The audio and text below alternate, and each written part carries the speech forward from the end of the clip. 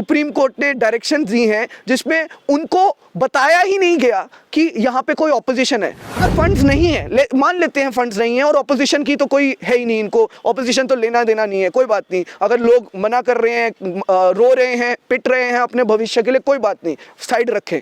लेकिन अगर suppose funds नहीं है तो मैं ये जानना चाहूँगा कि आप फिर क्यों बना रहे हो हाई कोर्ट। आपके पास एक हाई कोर्ट 25 साल पहले बना है, वो भी आपको सैकड़ों करोड़ खर्च करके एक पूरे जंगल को साफ करके बना है, तो फिर क्यों दोबारा बनाया जा रहा है। कल सुबह 12 बजे इनॉग्रेशन साइट राइका पे हम लोग प्लांटेशन ड्राइव करेंगे। वो जहां उन्होंने काटा है हम वहीं प्लांट्स लगाएंगे as an act of civil disobedience कि हम इस डिसीजन को नहीं मानते। हमें शहर हमारे लिए डिज़ाइन हुए थे ना, ह्यूमंस के लिए। हमें क्यों नहीं, हम लोग को लगता कि हम शहर में पूरा टाइम बिता दें। हम क्यों भागते हैं फिर जंगलों की तरफ, क्यों भागते हैं हम पहाड़ों की तरफ, नदियों की तरफ। कल जो मीटिंग खत्म हुई है COP 28 की, कॉन्फ्रेंस ऑफ पार्टीज़ की, उसने 10,000 साइंटिस्ट ने साफ कह दिया है कि ये सरकारें और ये कंपनियां हमारा कहना बिल्कुल नहीं मानती। अब लोगों का काम है कि वो अपने को ज़िंदा रखना चाहते हैं या मरना चाहते हैं। जम्मू में नया हाई कोर्ट कॉम्प्लेक्स बनाने के लिए राइका फॉरेस्ट को जिस तरह से वहाँ पेड़ काटे गए और वहाँ पर जगह बनाई गई ताकि वहाँ पर ये कॉम्प्लेक्स तैयार हो सके, इसका विरोध जो है काफ़ी हुआ। कई ऑर्गेनाइजेशंस थी, विशेषकर जो इन्वायरमेंट से जुड़ी ऑर्गेनाइजेशन थी, उन्होंने इसका पुरजोर विरोध किया और दूसरी ऑर्गेनाइजेशंस भी इस मामले में साथ आईं। लगातार जो NGOs जो दूसरी ऑर्गेनाइजेशंस में काम कर रही हैं कि इसको रोका जाए और वहाँ पर जंगलों को बिल्कुल भी काटा ना जाए, लेकिन उनकी कोई भी जो है बात सुनी नहीं जा रही। इस पर सबसे ज़्यादा जिस तरह से काम किया क्लाइमेट फ्रंट ने किया, फ्रेंड्स ऑफ राइका भी ग्रुप है जिन्होंने जो ज़ोर शोर से इस मामले को उठा रहे हैं। अभी हमारे साथ अनमोल हो रही हैं, इनसे बातचीत करेंगे कि 2 बार आप इस मामले को लेकर चीफ जस्टिस ऑफ इंडिया को लिख चुके हैं, उनकी तरफ से क्या रिस्पॉन्स है? देखिए, जून में इस बार हम लोगों ने लगातार प्रोटेस्ट किए और सिर्फ हमने नहीं किए, क्लाइमेट फ्रंट उनमें से एक अहम था। एक लार्जर फ्रेंड्स ऑफ राइका का कलेक्टिव था जिसमें बार एसोसिएशन भी आ गई, वो भी कूद पड़े, फिर कई सारी पॉलिटिकल पार्टियां आई, फिर कई सारे सामाजिक वर्ग के ग्रुप आए, जैसे युवा राजपूत सभा थे, मल्टीपल ग्रुप्स आ गए। और सभी लोग, इवन आम इंसान, जब हम वहाँ खड़े थे और हर रोज़ खड़े हो रहे थे, तो आम इंसान चलते चलते टांगों से उतर के हमारे पास आ रहे थे, हमारे साथ खड़े हो रहे थे, लोग गाड़ियों से उतर के आ रहे थे और पूरे जम्मू ने हमारा समर्थन किया और एक आवाज़ में बोलने की कोशिश की कि राइका बचना चाहिए, राइका कटना नहीं चाहिए, वो एकमात्र जंगल बचा है जहां हम लोग साफ हवा लेने जाते हैं। लेकिन पिछले 6 महीने से हम लोगों को स्टेटस क्यों पे था, कुछ कटवाई, जितनी इनॉग्रेशन साइट के लिए कटवाई हुई थी, जो DY चंद्रचूड़ हमारे chief justice, honourable chief justice of India जब आए थे, उन्होंने रिबन काटा और वो रिबन काटने के दौरान हम लोगों ने उनको एक लेटर भी भेजी, हमने लगातार प्रोटेस्ट किए, वो सब इग्नोर किया गया। लेकिन हमें लगा कि अब कुछ होगा क्योंकि समाज के सभी वर्ग जाग गए हैं, तो कोई ना कोई मुहिम तो आएगी जिसमें शायद लॉयर्स ही इस चीज़ को टेकअप कर ले, कोई केस फाइल कर ले, कोई कुछ हुए रहे। लेकिन अनफॉर्चुनेटली 4 महीने में ये हमारी भी, हमें एक मतलब हमें अंदर से लगता है कि हमें और करना चाहिए, हमें और करना चाहिए था और वो कर नहीं पाए हम। और तभी आज ऐसी नौबत आई है कि 4 दिन पहले सुप्रीम कोर्ट ने डायरेक्शन दी हैं जिसमें उनको बताया ही नहीं गया कि यहाँ पे कोई ऑपोजिशन है। उन्होंने डायरेक्शन दी है कि अभी तक हाई कोर्ट में क्यों नहीं बना। हम लोग जब रिबन काट के गए थे तो सरकार ने बोला फंड्स नहीं है, और ये तो बात ही नहीं हुई कि कोई ऑपोजिशन है। अगर फंड्स नहीं है, मान लेते हैं फंड्स नहीं है और ऑपोजिशन की तो कोई है ही नहीं, इनको ऑपोजिशन तो लेना देना नहीं है, कोई बात नहीं। अगर लोग मना कर रहे हैं, रो रहे हैं, पिट रहे हैं अपने भविष्य के लिए, कोई बात नहीं, साइड रखें। लेकिन अगर सपोज फंड्स नहीं है तो मैं ये जानना चाहूँगा कि आप फिर क्यों बना रहे हो हाई कोर्ट। आपके पास एक हाई कोर्ट 25 साल पहले बना है, वो भी आपको सैकड़ों करोड़ खर्च करके एक पूरे जंगल को साफ करके बना है, तो फिर क्यों दोबारा बनाया जा रहा है। इसलिए हम लोगों को अंदर से हमारी होपलेसनेस शुरू हो गई है। हम लोग समझ नहीं पा रहे हैं कि आगे क्या करें, किस तरीके से कोशिश करें। तो हम लोगों ने अब एक रास्ता निकाला है, हमने दोबारा लेटर लिखी है और हम honourable chief justice of India, अगर ये सुन रहे हैं और ये वीडियो या ये मैसेज उन तक पहुंच रहा है, तो हम उन तक एक रिक्वेस्ट करते हैं कि सर, मरे फॉरेस्ट मुंबई में जब कट रहा था तो चीफ जस्टिस ऑफ इंडिया को लेटर भेजी थी और एक रात में वो लेटर का केस बना था। पहली बार सुप्रीम कोर्ट ने दिखाया था कि पर्यावरण में कितना हद तक जा सकता है सुप्रीम कोर्ट और चीफ जस्टिस ऑफ इंडिया उस समय के। मैं आपसे रिक्वेस्ट करता हूं, हम लोग जम्मू शहर के हैं, छोटे शहर के हैं, लेकिन इसका मतलब ये तो है नहीं कि हम लोग हमारे साथ इस तरीके से हो। हम रिक्वेस्ट करना चाहते हैं सर, प्लीज़ हमारी बात सुनिए। एक लेटर आपको पहले लिखी थी, एक लेटर आज लिखी है, सुबह मॉर्निंग में आपको ईमेल किया आपकी ऑफिशियल ईमेल आईडी पे, और हम लोग हर जगह इसको ओपन कर रहे हैं, पब्लिकली बता रहे हैं कि ये लेटर लिखी है, हम लोग सबको दिखा रहे हैं। इनफैक्ट आप सब सोशल मीडिया पे डाले जम्मू को। और दूसरा, हमें लगता है कि इससे भी शायद काम ना बने, क्योंकि पिछली बार भी नहीं काम बना था, तो हम लोग एक और रास्ता लेके आए हैं कि कल सुबह हम लोग जहां उन्होंने पेड़ काटे थे, जहां गवर्नमेंट ने पेड़ काटे थे, वहीं हम पेड़ लगाए as an act of civil disobedience, कि हम नहीं मानते ये डिसीजन, हम नहीं इसको एक्सेप्ट करते कि हमारा जंगल हमारी आंखों के सामने, हमारा भविष्य, हमारे लंग्स काट दे और हम कुछ ना करें, हम बैठे रहें। तो हम लोग वहीं पेड़ लगाएंगे। और ये पेड़ लगाना हमें हमारे प्राइम मिनिस्टर साहब ने ही सिखाया है। मिशन लाइफ के तहत, हर एक चीज़ के तहत हमें गवर्नमेंट बचपन से बताती आई है पेड़ लगाओ। जब सिद्रा रास्ते पे जाओ तो हर जगह मैसेज लिखे हैं पेड़ लगाओ, पेड़ लगाओ। हाईवे पे लिखा होता है पेड़ लगाओ, पेड़ लगाओ, हर जगह पेड़ लिखा होता है।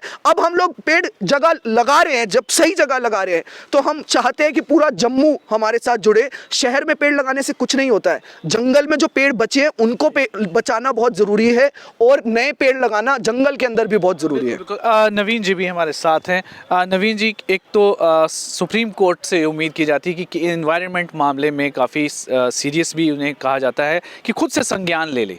हालांकि अब तो इन्होंने बताया कि 2 बार लिख भी चुके हैं, लेकिन उस पर भी कोई किसी तरह की कॉग्निजेंस वैसी ली नहीं जा रही है सीरियस। क्या कहना चाहेंगे? मैं अभी भी बिलीव करता हूँ कि ऑनरेबल चीफ जस्टिस जो है ना, उनको पूरी पिक्चर क्लियर नहीं है।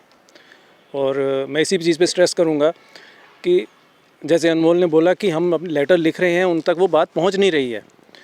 वो पता नहीं कैसे आ रहे के टाइम में उन तक वह बात पहुँची थी, तो उन्होंने एक्शन लिया। बट ये बहुत ज़रूरी है, और हमारा समाज अपने रोज़मर्रा के काम में इतना बिज़ी है कि वो ध्यान उस तरफ उनका किसी का नहीं जा रहा है। तो ये एक ऐसा मतलब दुखद समाचार है जो ये अभी खबर बन के आई कुछ दिन पहले कि ऐसा कुछ हमारे विरोध को, या एनवायरमेंटलिस्ट के विरोध को, या जो लोग भी उसमें आए थे उनके विरोध को बिल्कुल कहीं भी उसको कोई उसको एक वेट नहीं दिया गया। तो ये इसीलिए। लेकिन नवजीत जी, इसमें मैं जानना चाहूँगा कि हमारी यहाँ की जो एडमिनिस्ट्रेशंस है उसका किस तरह का रोल देखते हैं। हालांकि बिल्कुल हमारे पास रायका के जंगल ही हैं जो सिर्फ अभी तक बचे हैं, और पूरे जम्मू में जिस तरह से इस समय आगे पीछे डेवलपमेंटल कार्य हो रहे हैं और अर्बनाइजेशंस बढ़ रही है, इस बीच में उसको बचाना बहुत ज़रूरी है। लेकिन इस तरह के कार्य जो करने से जो क्षति पहुँच रही है, यहाँ की सरकार का इसमें किस तरह का आप रोल देखते हैं? देखिए, सरकार की मशीनरी बहुत हैवी होती है, हम सब जानते हैं कि ये एक पर्टिकुलर एक सिस्टम के तहत ये काम करते हैं। पर अब वो समय नहीं है, वो समय आ गया है कि इमरजेंसी सिचुएशन क्रिएट हो चुकी है। जैसे आज हम महसूस करते हैं कि हमें शहर हमारे लिए डिज़ाइन हुए थे ना, ह्यूमंस के लिए। हमें क्यों नहीं, हम लोग को लगता कि हम शहर में पूरा टाइम बिता दें। हम क्यों भागते हैं फिर जंगलों की तरफ, क्यों भागते हैं हम पहाड़ों की तरफ, नदियों की तरफ। तो सस्टेनेबल डेवलपमेंट का क्वेश्चन तो अब उठ रहा है ना। हमारे वो सस्टेनेबल डेवलपमेंट के जो इनके जो SDG के जो गोल्स थे, जो इन्होंने बोला था कि हम उसको फॉलो करेंगे, नीति आयोग में भी उसका मेंशन हुआ है, वो कहाँ है?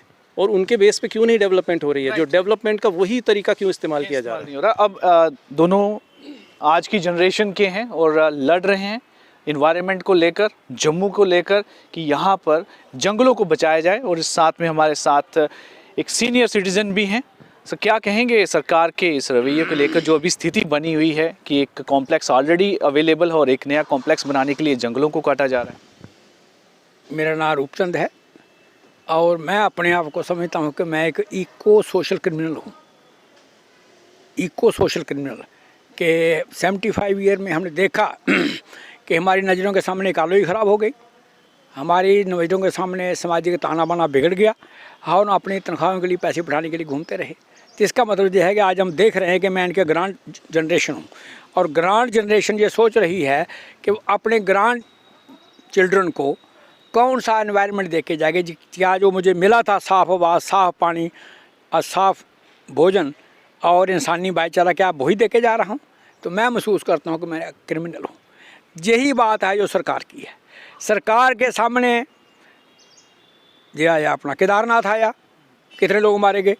सरकार के सामने कश्मीर फ्लड आया, कितने लोग, कितना लॉस हुआ। सरकार के सामने तपोवन बह गया, सरकार के सामने सिक्किम बह गया, और अभी एक टनल ढह गई है, और जोशीमठ बैठ रहा है, इधर ठाठी के पास गांव बैठ गया है। अगर सरकार अपने व्यवहार से ये सीखती नहीं कि पर्यावरण डिस्ट्रॉय करने से ही विकास होता है, तो इसका मतलब है जो कल जो मीटिंग ख़त्म हुई है COP28 की, कॉन्फ्रेंस ऑफ पार्टीज़ की, उसने 10,000 साइंटिस्ट ने साफ कह दिया है कि ये सरकारें और ये कंपनियां हमारा कहना बिल्कुल नहीं मानती।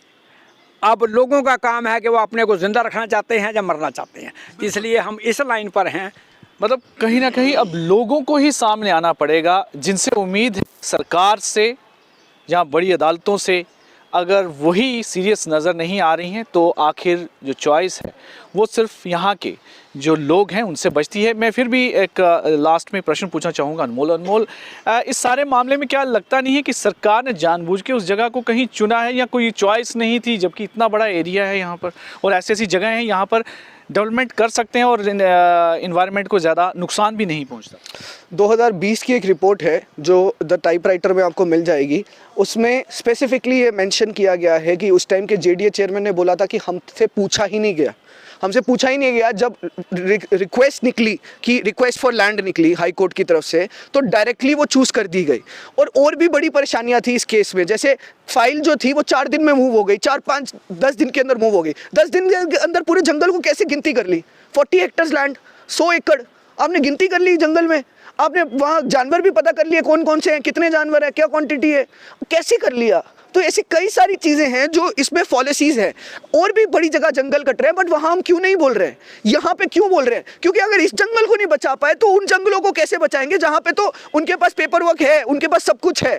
यहाँ पे तो हम लोगों को पता है कि सब गलत हो रहा है।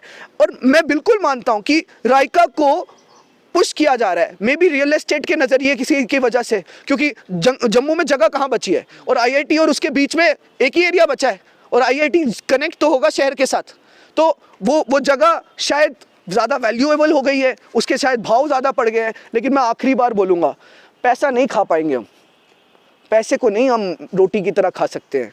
पैसा नहीं काम आएगा, एंड में काम आएगा तो हमारी उपजाऊ ज़मीन, हमारे जंगल, हमारा जल, हमारा जीवन, हमारी हवा, वो आएगा। और एक आखिरी चीज़, कल सुबह 12 बजे इनॉग्रेशन साइट राइका पे हम लोग प्लांटेशन ड्राइव करेंगे। वो जहां उन्होंने काटा है हम वहीं प्लांट्स लगाएंगे as an act of civil disobedience, कि हम इस डिसीजन को नहीं मानते। हमने प्रोटेस्ट किया, आपने नहीं सुना, तो हमारे पास कोई और चारा नहीं बचा है, हम पेड़ लगाएंगे, हम वहीं पेड़ लगाएंगे जहां आपने काटे हैं, सुबह 12 बजे सॉइल कंजर्वेशन ऑफिस के बिल्कुल साथ। बिल्कुल साफ कर दिया यहाँ के जो सिटीजन्स हैं जो लड़ रहे हैं एनवायरनमेंट को बचाने के लिए, कि कल इसका एक तरह से आगाज़ किया जाएगा और जहाँ से जंगल काटे गए हैं वहीं पर प्लांटेशन की जाएगी। एज एक साइन होगा, एक सरकार को मैसेज होगा कि जिस तरह से वो ये एक्ट कर रही है ये बिल्कुल भी ह्यूमन जो आम मानव जाति है उसके लिए बिल्कुल भी ठीक नहीं है।